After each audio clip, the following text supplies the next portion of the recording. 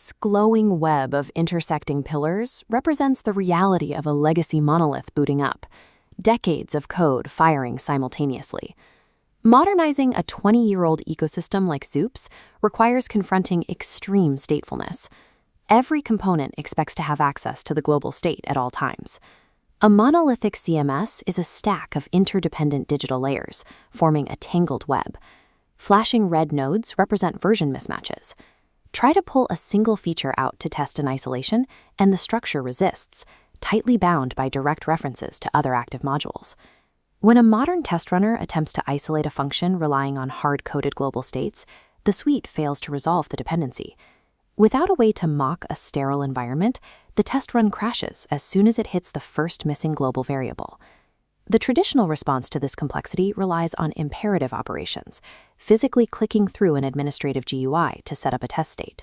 A developer must manually install packages, run update scripts, and toggle active states just to prepare a multi-module test. If a single module encounters a version mismatch midway through this manual sequence, the entire routine aborts, leaving the database in an inconsistent state. Stripping a cloned production environment down to a minimal, focused testing state requires hours of manual deactivation. This click-driven process introduces untracked human error into staging servers. No two test environments end up exactly the same.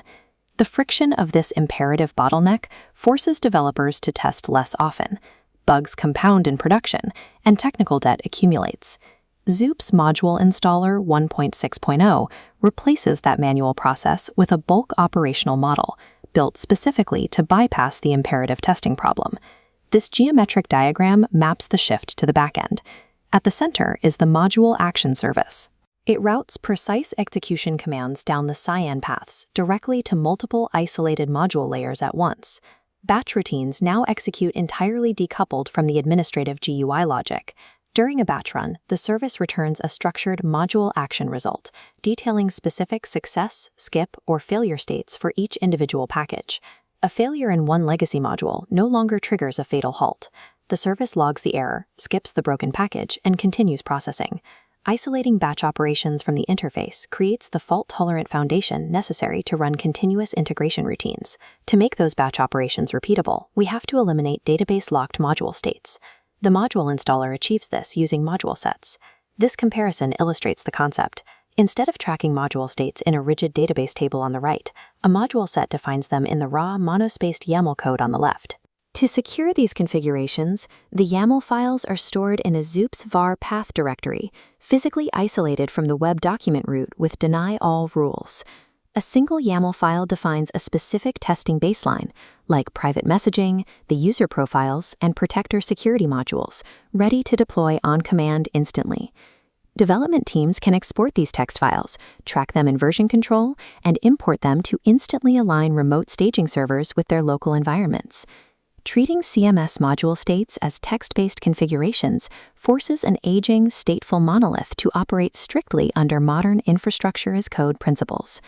These YAML configurations power the Focus workflow, a tool built specifically for regression and integration testing in XOOPS. When Focus executes, a sweep extracts the active modules into a compressed auto snapshot. The system then deactivates everything except the target module set and whitelisted core dependencies like ModuleInstaller. After testing, the auto snapshot descends, instantly restoring your exact original complex state.